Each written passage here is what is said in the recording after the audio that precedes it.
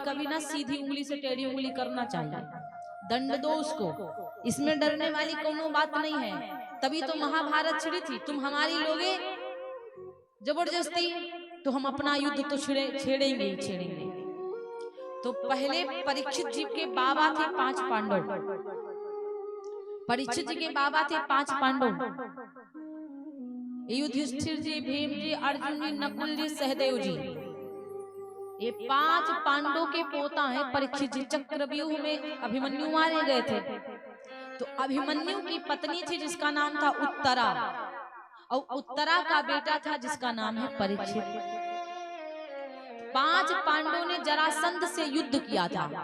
जरासंध बहुत दुष्ट राक्षस था। एक जरा नाम की दासी ने उसे पाला था और उसके 2 खंड थे। तो जरा नाम की दासी ने वो दोनों, जैसे आधा शरीर का आधा, एक इधर खंड एक इधर, तो उस बालक के 2 खंड थे। तो जरा नाम की दासी ने दोनों खंडों को ज्वाइंट कर दिया, मिला दिया। ज्वाइंट कर दिया तो वो बहुत विकराल राक्षस की भांति बन गया, व्यक्ति बना, इंसान। तो उसका नाम पड़ा जरासंध। जरासंध जो था वो बहुत दुष्ट था, धर्म नहीं करने देता था, अधर्म करता था, पाप करता था, संतों को बुला करके भोजन खवाता था, फिर 10 बार सुनाता था। तो भीम और युधिष्ठिर जी और भीम जी महाराज और अर्जुन जी महाराज और कृष्ण जी, ये तीनों संत का भेष लेकर गए थे। तो जरासंध को भीम ने मारा था। भीम क्या करते थे, जरासंध को मारते थे, चीड़ देते थे, क्योंकि जरासंध पहले 2 खंड थे। तो पता था उनको कि इसके 2 खंड करना पड़ेगा। तो भीम जी 2 खंड करते थे और 2 खंड करके फेंक देते थे, लेकिन वो फिर दोनों खंड आके जुड़ जाते थे जरासंध के। भगवान कन्हैया जी देर तक देखते रहे कि इसको चीड़ करके फाड़ कर फेंक देते, उसके बावजूद ये 2 खंड में बन जाता, जुड़ जाता। तो भगवान कन्हैया ने क्या किया, तुरंत एक खर उठाया और खर को ऐसे चीड़ लिया। खड़ को फाड़ करके एक पल्ला, एक तला इधर को फेंका, एक तला इधर को फेंका। जब भीम ने देखा तब उनको पता चला कि इसको मारने का मतलब, फाड़ तो देते वो तो ठीक ठाक, लेकिन दोनों को इधर इधर फेंकते इसलिए जुड़ जाता। एक तला इधर फेंकना है, एक तला इधर। अब की बार जब भीम ने जरासंध को फाड़ा तो एक तला इधर और एक तला इधर। अब सोचो कैसे जुड़ेगा, उल्टा थोड़ी ना जुड़ जाए, ऐसे जुड़ता है, ऐसे थोड़ी ना जुड़ता है। इसको जोड़ना नहीं कहते, ये जुड़ता है, जुड़ता ऐसे सीधा। इसलिए उसको ऐसे मारा तो फाड़ कर जब फेंक दिया जरासंध को, तो आधा अंग उधर आधा अंग। अब जरासंध की जितनी भी जायदाद थी, जितना भी धन दौलत थी, सब 5 पांडव लेकर के अपने कमरा में भर दिए। अब जो अच्छी चीज थी, अच्छे लोगों की चीज ले लोगे तो आपको पाप नहीं लगेगा, और पापियों की चीज ले लोगे तो पाप आपको भी लगेगा। जैसा अन्न लोगों के घर का खाओगे आपका मन वैसा हो जाएगा। जिस समय रावण ने कुंभकर्ण को जगाया था, जाओ राम को मारो, तो कुंभकर्ण उस समय समझाया रावण को, रावण ये गलत है, माँ को हरण करके लेके आए हो, माँ को वापस कर दो वरना तुम मारे जाओगे। और जैसे भोजन की सुगंध आई नाक में कुंभकर्ण के, रावण मंगा लिया भोजन, मांस मदिरा, और जैसे सुगंधी उसके नाक में आई कुंभकर्ण खाने लग गया। और जैसे खा करके पानी पिया, डकार लिया, तुरंत उसका मन बदल गया, अब जाऊंगा राम को मारने। तुरंत अभी समझा रहा था कि राम भगवान है, और तुरंत जैसे रावण का अन्न खाया कुंभकर्ण का मन हो गया वैसा, और तुरंत युद्ध करने के लिए निकल गया। इसलिए कहते हैं जैसा अन्न वैसा मन, जैसा अन्न खाओगे वैसा ही मन बनेगा। अब क्या हुआ, 5 पांडवों ने उस जरासंध के सामान को लेकर अपने कमरा में भर दिया, लेकिन जरासंध पापी था। 24 घंटे जो मुकुट अपने माथे पे रखता था, जिसके दिमाग में हरदम गलत चीजें घूमती थी, वही मुकुट आज परीक्षित जी देख लिए कमरा में बाबा के रखा हुआ है। बहुत सुंदर है। कभी कभी सुंदर चीज गड़बड़ होती है भीतर से। ऊपर से अमरूद बड़ा पका पका, आम बड़ा पका पीला पीला आम, भीतर फोड़ो तो कीड़ा निकलेंगे। कभी कभी सामने ऊपर वाली चीज बड़ी सुंदर लगती, भीतर तो कचरा भरा होता है। इसलिए महाराज वो जो परीक्षित जी ने मुकुट देखा, ऊपर से सुंदर था, लेकिन परीक्षित जी को क्या पता कि वो जरासंध मुकुट रखता था, वो पापी का मुकुट था। परीक्षित जी ने आज अपना मुकुट उतार के रख दिया और वही वो मुकुट उठाकर अपने माथ पर रख लिया। इसलिए कलयुग परीक्षित जी के मुकुट में समा गया, क्योंकि वो दुष्ट राक्षस का मुकुट था। अब परीक्षित जी जानते नहीं थे। परीक्षित जी के मुकुट में जब वो राक्षस का मुकुट जब वो मुकुट रखा था और जब वो आकर के कलयुग सर में गया तो इनका मन बदल गया। कलयुग अच्छे अच्छे लोगों को नचा देता है महाराज।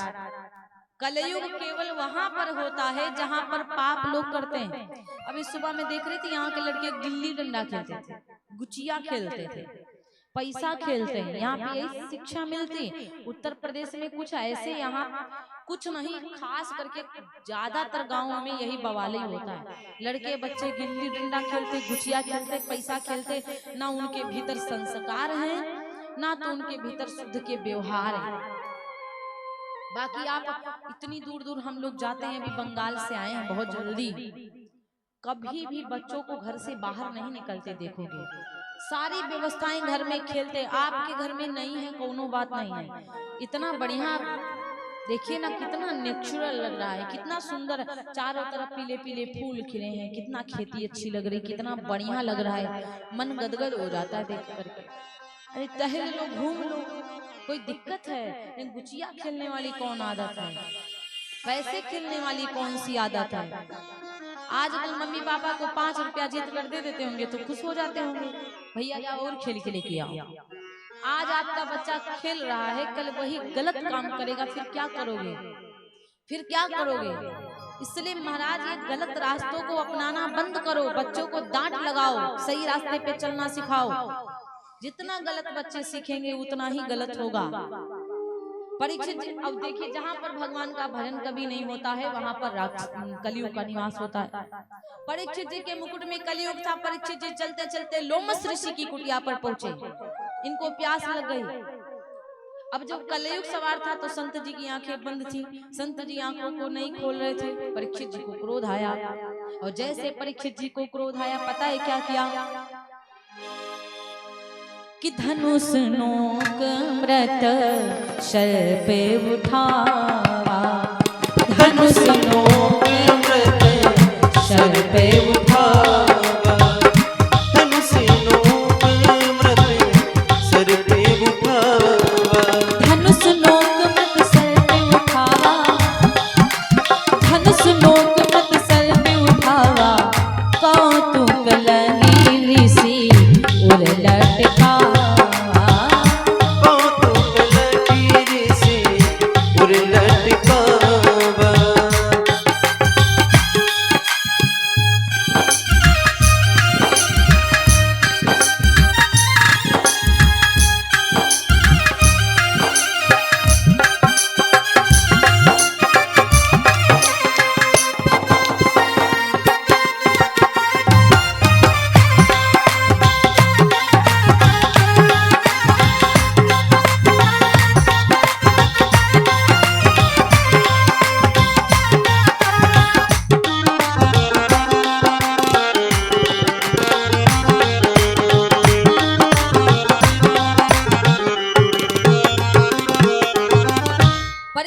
महाराज जाकर के धनुष नोक मृत शर पे उठावा, कौतुक लगे ऋषि उरे लटका।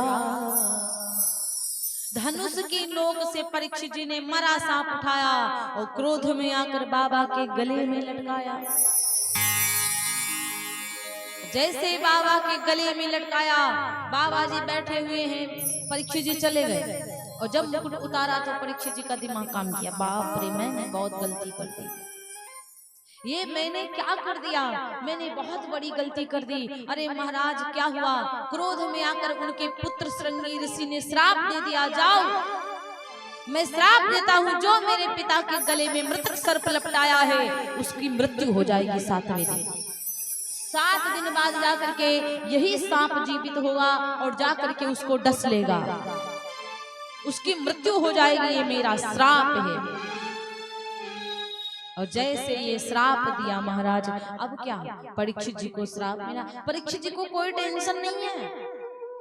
बाबा ने कहा क्यों दे दिया परीक्षित जी को श्राप, वो तो गलती से हो गया, कलयुग सवार था परीक्षित जी के ऊपर, अब क्या करें। लेकिन कहा जाता है कि देवता बचन पड़े चाहे फीका, संत बचन पथ की का। अरे देवता बचन पड़े चाहे फीका, संत बचन पत्थर की लीका।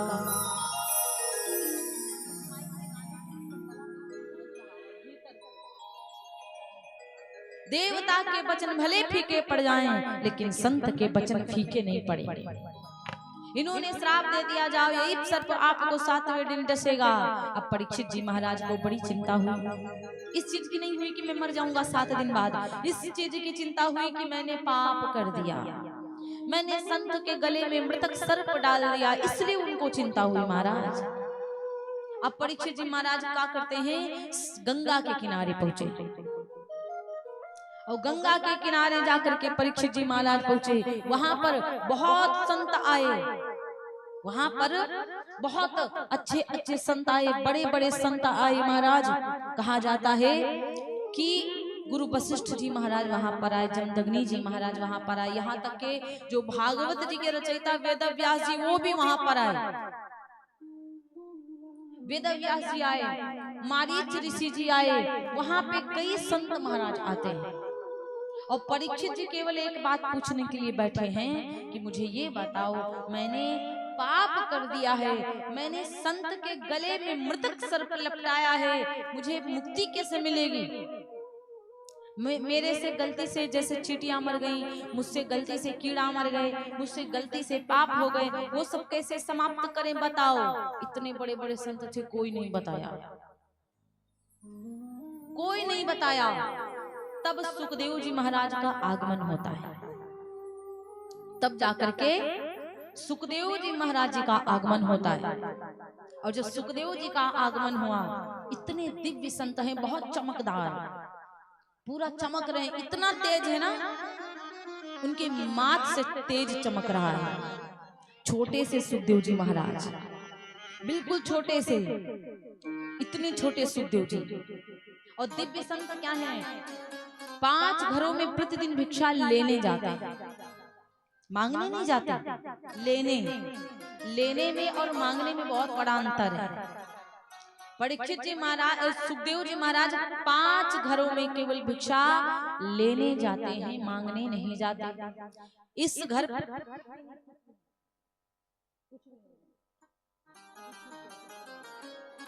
5 घर में जब लेने जाते हैं भिक्षा, वो कैसे महाराज, कहा जाता है जैसे इस घर को आए और द्वार पे खड़े रहेंगे। अगर आप देख गई हैं कि संत जी आए तो आप आइए दे दीजिए उनको भिक्षा। अब अगर नहीं दिया तब भी खड़े रहेंगे 10-5 मिनट, लगभग 15 मिनट तक पर सुखदेव जी खड़े रहते। 15 मिनट तक के अगर कोई भिक्षा नहीं दिया तो दूसरा द्वार चले जाते थे, दूसरे द्वार पर जाते थे, वहां पर अगर कोई भिक्षा दे दिया तो ले लिया, नहीं दिया तो तीसरे घर, वहां पर भी कोई दिया तो दिया, नहीं दिया तो फिर तीसरे घर, और चौथे घर में भी गए, दिया तो भी 5वें घर, और नहीं दिया तो भी 5वें घर, और 5वें के बाद अगर मिला है आज तो ठीक है, नहीं मिला है तो भी ठीक है, वापस चले आते, लेकिन छठे घर नहीं जाते, छठे घर नहीं जाते, मांगते नहीं थे। ये नहीं कि यहाँ नहीं मिला तो 7वां घर देख लें, 5वां घर देख लें, 10वां, नहीं, अगर मिला तो मिला, नहीं मिला तो वापस चले आएंगे, लेकिन भिक्षा छठे घर में नहीं लेंगे। ऐसे दिव्य संत थे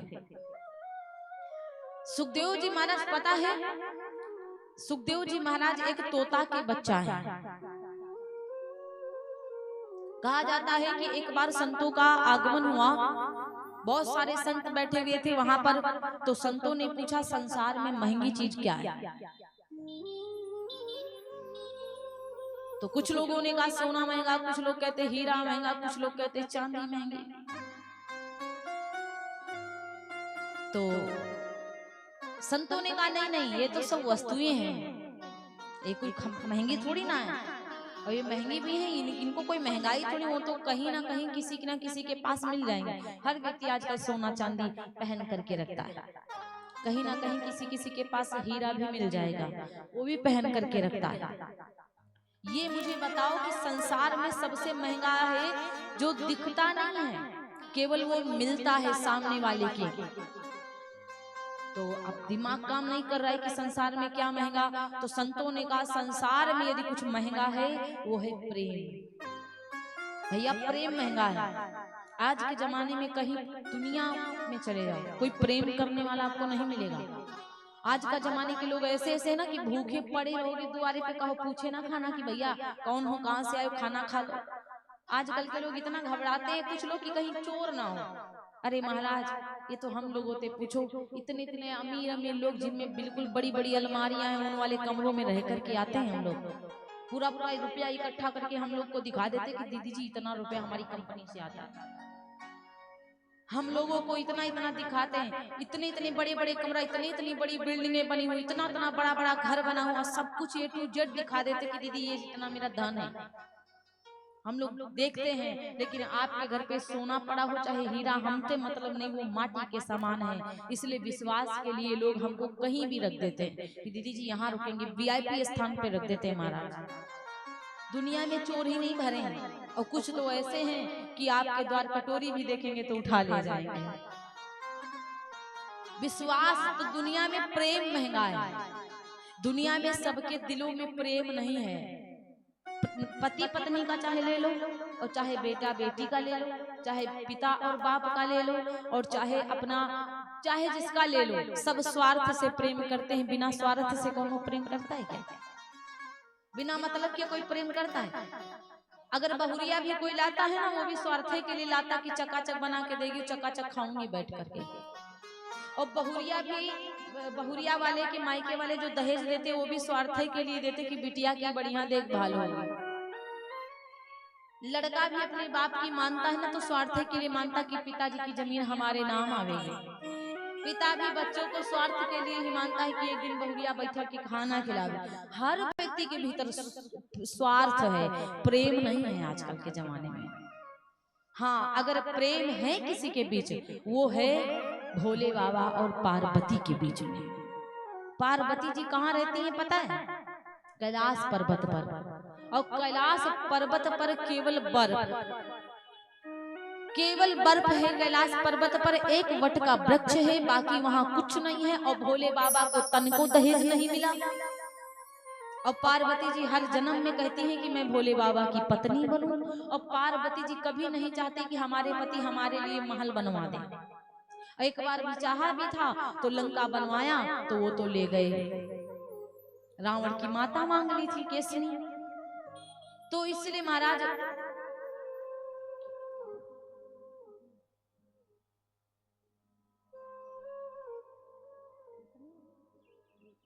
केकसी नाम था रावण की माता, और वो मांग ले गई। बताओ, रावण इतना लालची था। इसलिए महाराज कहते ना आजकल के जमाने में कोई प्रेम नहीं। देखो रावण और उसके रावण और मंदोदरी के बीच में तो प्रेम नहीं था। मंदोदरी तो बहुत करती थी, रावण कहाँ करता था।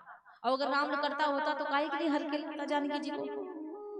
यहाँ तक कि राम सीता जी के प्रेम की बात कर लूं, जमाने के लिए भगवान राम जी ने जानकी मैया जी को वनवास दिया था। नारद जी खड़े हो गए, नारद जी ने कहा मैं जानता हूं किसके भीतर प्रेम है। प्रेम यदि है